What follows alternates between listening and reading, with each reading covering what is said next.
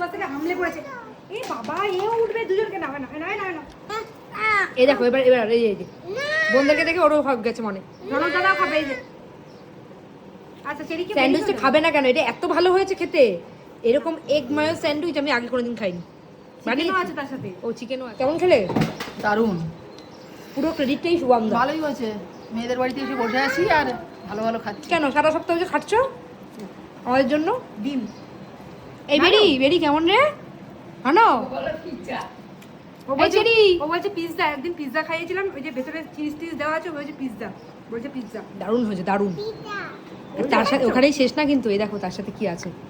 এই যে পুরোটা খাবে। এই দেখো, খেতে বসলাম তো হলো। এই পাশ থেকে এই একদম। মাকে একটু শান্তি করে খেতে দিবি না? এতক্ষণ তো বানিয়ে টানিয়ে এসে বসলো, দিবি না? না করছে। বলেছি, দিল না। দুষ্টু মেয়ে। আমি কি দেবো? দাঁড়াও, চেরিকে সবাই আদর করবে, তোমাকে করবে না।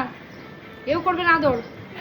আর খেও না, মা খাবে এবার। আর খায় না, এবার পেট খেও খাবে না। এবার যাও গিয়ে দিদির সঙ্গে দিদির সাথে খেলো। খেলো, আর ওই যে দাদার সাথে। জনক দাদার সাথে খেলো, গিয়ে যাও। অনেক হয়েছে, এবার আমি খাই। আমি খাই না, তুমি খাবে?